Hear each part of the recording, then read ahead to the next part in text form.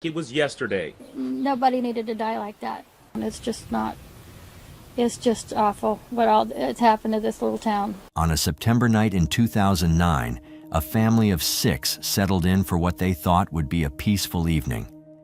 The children were tucked into bed and good nights were exchanged. But for this family, the sunrise would never come. A man with sinister motives broke into their home, and what followed was nothing short of a brutal massacre. The bloodshed was so extreme, so horrific, that it would forever be known as the Bloodbath in Beason. Even the seasoned investigators were left shaken by the carnage they found. And soon, you'll understand why. This story brings us to Beason, a tiny town about 200 miles from Chicago, tucked away in the heart of Illinois. Beason has a population of just around 200 people, making it feel like a quiet, forgotten spot surrounded by farmland and rolling hills. And at the center of our story are 2 families, the G family and the Constant family, both of whom called Beason their home in the late 1990s. Now, let's get to know Rick G first. He was known for his strong work ethic and never-give-up attitude. Early in his career, he worked for his stepfather's construction company in Lincoln, Illinois, the nearest town with all the essentials: schools, Walmart, restaurants, and even a small airport. It was the go-to place for people from the smaller towns when they needed to get stuff done. Rick's stepdad, Pudge, and his mom, Judy, lived in Lincoln too. For years, Rick hustled hard, picking up construction gigs wherever he could, and saving every penny to build a better future for himself and his daughter, Nicole G. His dedication finally paid off when he bought property on the edge of Beason. And instead of sticking with his stepdad's company, he started his own business, which he called G Construction. He snagged a ranch-style home with a 2-car detached garage, an above-ground pool, and plenty of farmland for keeping chickens and other animals. But owning a business came with its costs, so Rick decided to rent out a room in his home. That's when Ruth Constant entered the scene, moving in with her 2 little kids, 3-year-old Justina and 1-year-old Dylan Constant. Initially, Ruth became Rick's tenant, but it didn't take long for sparks to fly between them. Ruth was a warm-hearted woman known for her outgoing personality and sense of humor, and Rick was the perfect match for her.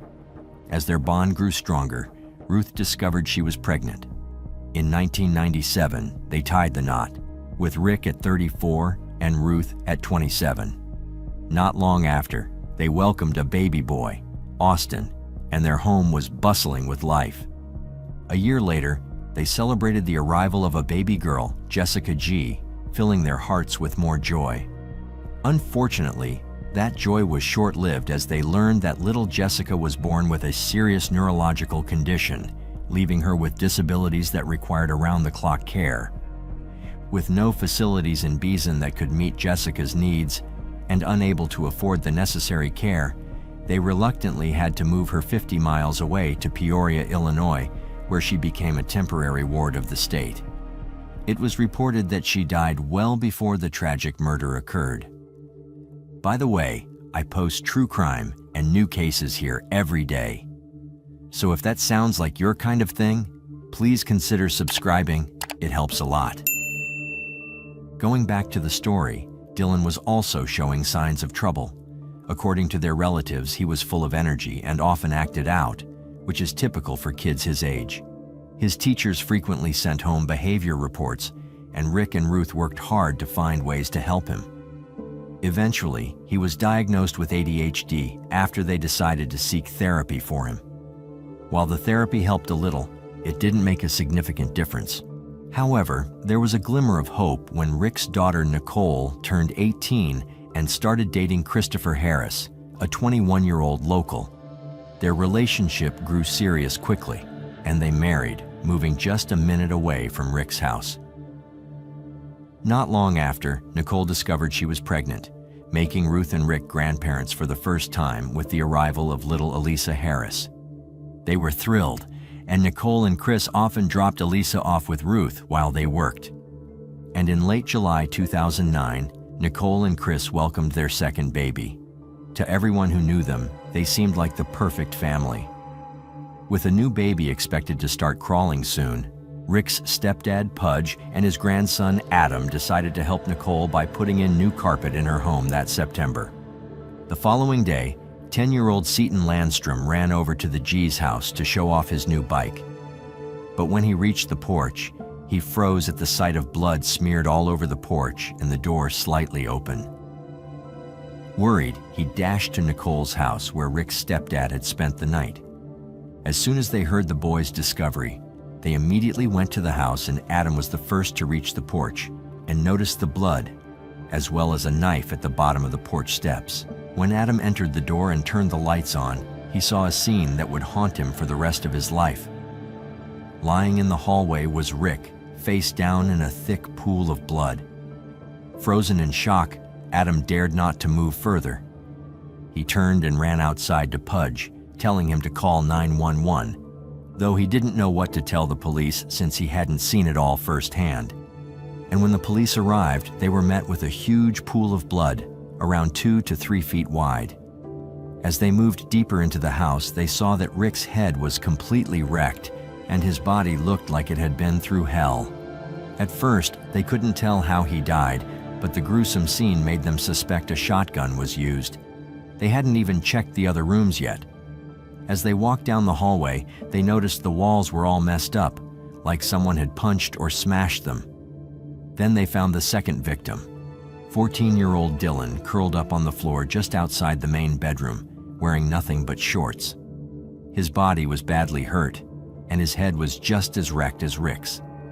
Blood splattered everywhere, even on the ceiling, making the officers feel uneasy as they continued through the house. When they stepped into the main bedroom, they saw Ruth lying on the floor in her nightgown. Half of her skull had caved in, and again blood was splattered all over the walls. Pushing on, they entered the attached bathroom, where they found 11-year-old Austin, dressed only in his underwear, lying face down on the bloody tile floor. It was clear that the G family never saw this evil coming. They must have been caught off guard getting ready for bed the night before. The officers moved cautiously through the house, unsure if the killer was still inside. They walked down that bloody hallway past Dylan's lifeless body and headed to 16-year-old Justina's room. And when they entered the room, they found something far more gruesome than what was initially found in the house. Blood smeared across every surface, soaking into her bed where Justina lay on her stomach, her head hanging over the edge, leaving a puddle of brain matter below. She had suffered the worst injuries of anyone in the family, and just when they thought it couldn't get worse, they braced themselves for what came next. As they left Justina's room, they checked an adjacent space and initially saw no more victims. But then they spotted something in the dark closet. There, they found a 3-year-old girl's body crumpled on the floor, surrounded by blood, with skin peeled back above her right ear. It broke the officers' hearts. They were trained professionals, but nothing could prepare them for such a brutal scene, especially involving such a young child, beaten to death. Suddenly, a corporal noticed something move. It was the child. A paramedic rushed over and scooped her up like a baby, dashing out to the ambulance. They quickly ushered Nicole into the ambulance too, and off they sped toward the nearest hospital. But when they arrived, they discovered that Tabitha's vital signs were alarming. Moments later, Nicole's husband Chris showed up at the G's house. He had been called from work about the terrible incident. When he arrived, the police confirmed the heartbreaking truth. The family had been murdered. But in the middle of all the chaos and tragedy, there was hope. The police told Chris that Tabitha had survived. Everyone felt a wave of relief because despite the horrific events, Tabitha was alive and might be able to help uncover who was behind this terrible crime. But not for Chris. He felt nervous when he learned Tabitha was alive. Without thinking twice, Chris jumped back in his truck and drove urgently toward the trauma center where Tabitha was being rushed. Meanwhile, 2 first responders, Logan County Sheriff's Corporal Michael Block and Illinois State Trooper Paul Hennessy, were left to sift through the crime scene for clues about what had happened inside the G family's home. investigators found a bloody handprint on the bathroom vanity where Austin was killed, along with a fresh shoe print outside that matched a K-Swiss tennis shoe. Officers canvassed the small community and followed up on tips. One neighbor reported seeing a silver pickup truck passing by around the time of the murders, noting it had exhaust pipes coming up through the bed behind the cab. Despite these leads, police found no further clues. Dr. John Ralston, a forensic pathologist, performed the autopsies that night. He photographed every inch of the victims' bodies, but the injuries were so numerous that it was hard to keep track of them. But one thing was clear: they had been brutally attacked, and it wasn't from a gun. Initially thought to be caused by a shotgun, it turned out that each member of the G family had been bludgeoned to death, suffering with each blow until they were too weak to fight back. Starting with Rick G., the father, he had 39 impact wounds, 13 of which were to his head. His wife, Ruth, suffered 28 blows all over her body, and her skull was crushed. Their 11-year-old son, Austin, had a caved-in skull and was struck at least 21 times.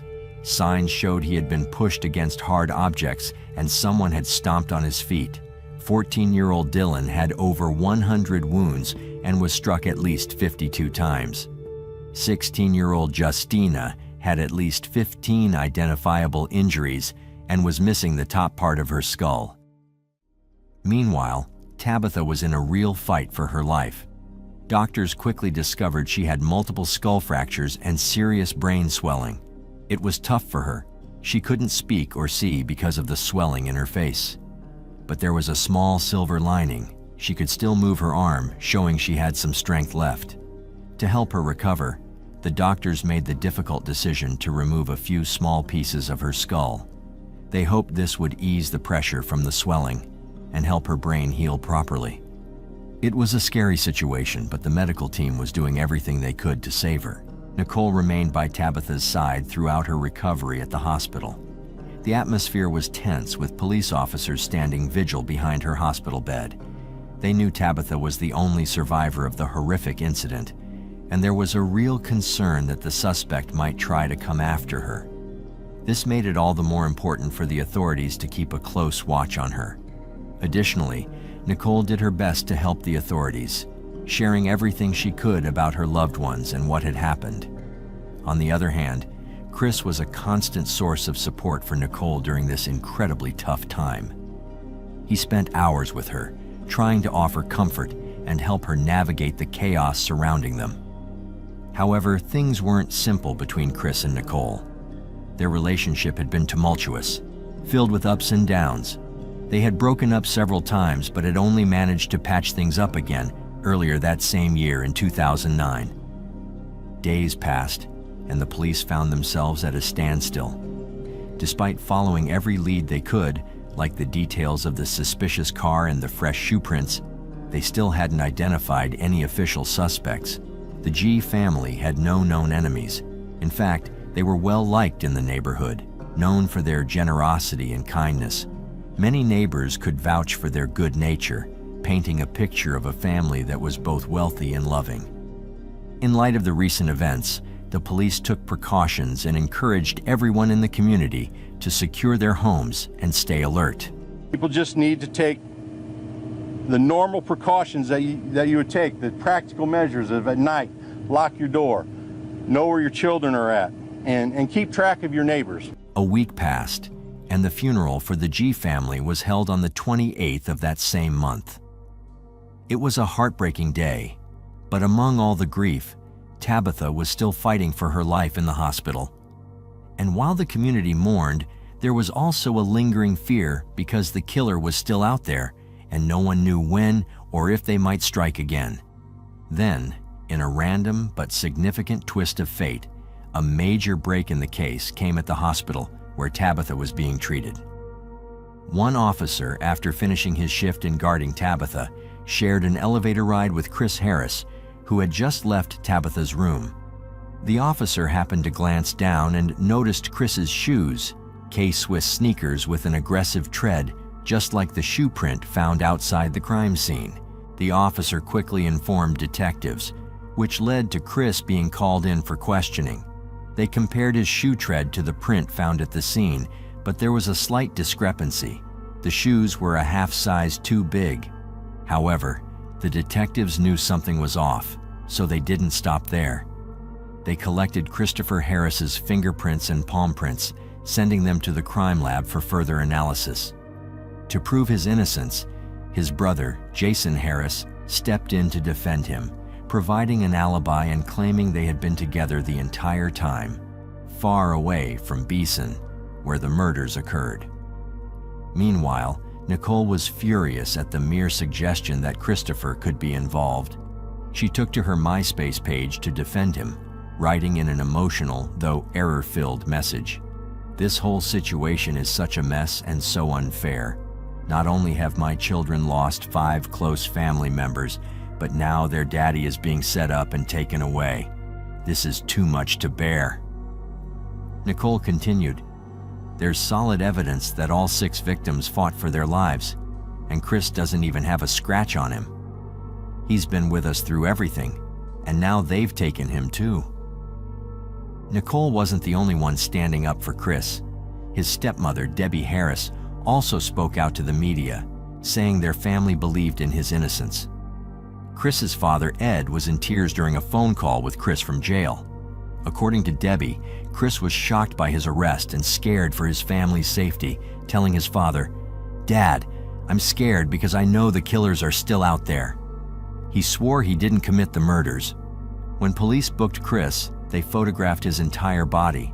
Although he didn't have any injuries, they noticed a large blister on the palm of his right hand. Coincidentally, a tire iron was later found near a creek by Jason's house, where investigators were still searching for clues. On October 2nd, when they seized Chris's truck, they found it belonged to Jennifer Ernest, Jason's girlfriend and mother of his other children. Both Jennifer and her mother, Sarah Duncan, had provided alibis for Chris and Jason on the night of the murders. But as the investigation unfolded, those alibis were proven false, leading to their arrest for obstruction of justice. The police were able to discredit the alibis partly because Chris's palm print had been found at the scene. Additionally, a woman named Lori Cole, an armed security guard, came forward. She claimed that on the night of the murders, around 11:35 p.m., Chris and his brother Jason knocked on her door, asking if she wanted to party. Lori, who lived not far from the G family, recalled telling Chris she wasn't interested and needed to sleep for work. She noticed a Ford Ranger parked outside, similar to the one Chris and Jason were seen with earlier. Although she told them to leave, their behavior left her unsettled, as they seemed to have already been partying and didn't want the night to end. Another woman, Christy Moore, came forward during the investigation. She told investigators that she and Chris had been on-again, off-again lovers. She revealed that Chris had called her late on that same Sunday night, but she was busy with her kids and couldn't meet up for what she knew he wanted, sex. However, she agreed to see him after her children went to school the next morning. Chris arrived at her house in Clinton, just a 15-minute drive from Beason, about 12 hours after the murders. They slept together, and Christy said Chris was acting completely normal. Afterward, Christy even took selfies of the two of them in bed. In the pictures, they were kissing and giving each other flirtatious looks, with Chris smiling in some of them.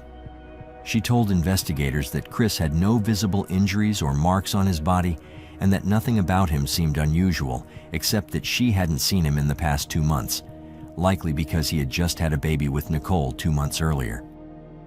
From the moment Chris was accused, he maintained his innocence, denying any involvement in the murders. However, when confronted with fingerprint evidence, he invoked his Fifth Amendment right to remain silent and got a lawyer. It seemed that Chris was content to let the legal process play out, but things took a sharp turn as the pressure began to mount on his brother Jason. Initially charged with obstruction of justice, Jason's charges were soon upgraded to 5 counts of first-degree murder and 1 count of attempted murder, the same as Chris's charges.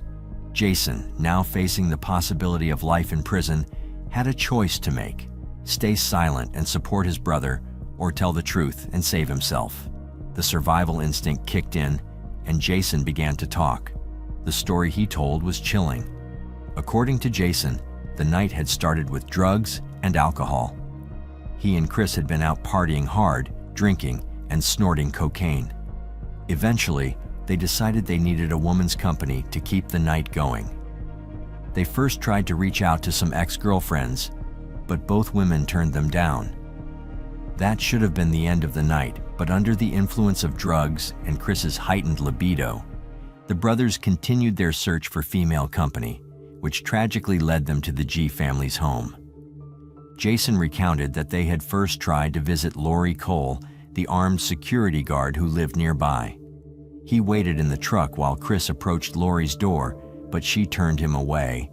What happened next is where Jason's story became inconsistent. He gave 13 different versions of the events, but the one thing that remained constant was his claim that Chris killed the G family.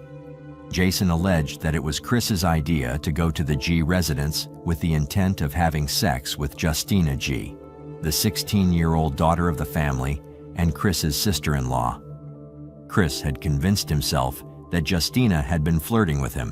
Whether they planned for it to be consensual or not remains unclear, but Jason said Chris believed Justina was interested in him. He then said that he stayed in the truck while Chris approached the house. In some versions of the story, Chris was already armed with a tire iron. In others, he went to the door without it. In one account, Rick G., the father, answered the door, and after a brief conversation, things escalated, leading Chris to retrieve the tire iron from the truck. Jason said he then heard screams and thumping sounds coming from inside the house, the horrifying beginning of what would turn into a gruesome massacre. Jason said he stayed in the pickup truck the whole time, just listening to the chaos inside the house. He heard loud thumps and screams and saw Dylan jump out of a bedroom window. After that, Dylan ran to the front door and went back inside. Next thing Jason knew, Dylan burst out of the house, bleeding a lot, with Christopher Harris right behind him. Jason saw Chris hit Dylan 5 or 6 times with a tire iron before heading back inside. Miraculously, Dylan got back on his feet and went into the house again. A few minutes later, Chris came out and hopped into the pickup. As they drove down the dirt road, he tossed his shoes and the tire iron out the window like it was no big deal. It's important to note that there had been a complaint of attempted sexual assault against Christopher Harris involving Justina, but this complaint was dropped just a week before the incident. Jason suggested that Christopher had intended to go to the G house for sexual motives, which ultimately did not happen. Investigators retraced the path that Jason Harris had described during his testimony. They found the K-Swiss shoes and the tire iron thrown into a ditch beside the road. Forensic tests confirmed that the DNA found on these items matched both Christopher Harris and the G family. On May 31st, 2013, a jury found Christopher Harris guilty of murdering the G family. His sentencing happened on July 19, 2013, where he received 5 consecutive life sentences. In addition, he was sentenced to 30 years for the attempted murder of Tabitha, 30 years for home invasion, and 20 years for robbery. Christopher Harris's defense team tried to argue that he had walked in on Dylan during the murders and acted in self-defense when he killed Dylan. However, this argument was quickly dismissed. In 2013, just before his sentencing, Christopher and his legal team sought a retrial, but their request was denied. Later, in 2019, they filed an appeal with the Appellate Court of Illinois, 4th District, but that too was denied. If you think the story ends here, well, not quite. A former cellmate of Chris stepped forward, claiming that Chris had confided in him about the terrible events of that night. This cellmate revealed a story even darker than what Jason had shared. According to him, when Chris arrived at the G home, Rick answered the door. An argument broke out, escalating quickly when Chris hit Rick with the tire iron. Ruth heard the commotion and rushed in to see what was going on. Sadly, as she entered the room, Chris turned his violent rage on her. In the midst of the chaos, Dylan grabbed a kitchen knife, trying to protect his mother. But Chris was too strong, and it was during this intense moment that Jason saw Dylan crash through the window for the first time. In a chilling twist, The cellmate reported that Chris felt no remorse for his actions. In fact, he claimed his only regret was not burning down the house that night, suggesting that if he had, no one would ever know he was responsible for the violence. And let's not forget Nicole. With all the evidence piling up against Chris, she went from defending him to cursing him. Additionally, during the sentencing hearing, Tabitha also delivered an emotional statement that tugged at everyone's heartstrings. She said, "I am 7, and it still breaks my heart. I wish you were dead and my brothers, sister, and mommy and daddy were alive. You don't sneak up on other people. You have to say sorry because do you know how badly that broke my heart?" As for Jason, he got a 10-year sentence in exchange for testifying against Chris with credit for time served. This decision sparked debate. Many questioned if it was fair for someone who played a part in such terrible acts. There were many times that night when Jason could have stepped in to help. He heard Dylan calling out for assistance, begging him to intervene, but he didn't act. However, his testimony helped bring justice for the G family. After the trial, Jason's girlfriend Jennifer and her mother faced probation and fines for hiding evidence. Meanwhile, little Tabitha, who was protected by state troopers during her hospital stay, formed a special bond with them. They painted her toenails, read her stories, and played games, showering her with the love and care she needed. They even threw her a birthday party. Despite going through many surgeries, Tabitha made a remarkable recovery, and fortunately, the head injuries she suffered allowed her to forget the horrific events that took her family away. Tabitha spent some time in foster care, but eventually found a loving home with her sister, Nicole. As the community mourned and tried to heal from this tragic loss, they dedicated a playground in memory of Austin, Dylan, and Justina, creating a space where their spirits could be honored and celebrated. In an interesting twist, in 2014, the show When Murder Comes to Town aired, trying to shed light on the G family murders. Despite interviewing various residents and officers involved in the case, the show leaned heavily on the defense's narrative, suggesting that Dylan was a deeply troubled boy, capable of violence. This portrayal sparked outrage among those who had worked on the case. The officers involved wrote an open letter questioning the show's accuracy, particularly how Dylan was portrayed. They emphasized his heroism, stating he wasn't just a victim, but a brave teen who tried to protect his family. I agree with their perspective, as Dylan's actions deserve recognition for his courage in the face of tragedy. What are your thoughts? Was the sentencing fair? Or do you believe the accomplices should have received harsher penalties? Let us know in the comments. If you like the way we create these videos and you want to help bring more cases like this to light, hit that like button and subscribe for more deep dives. Thank you once again for watching.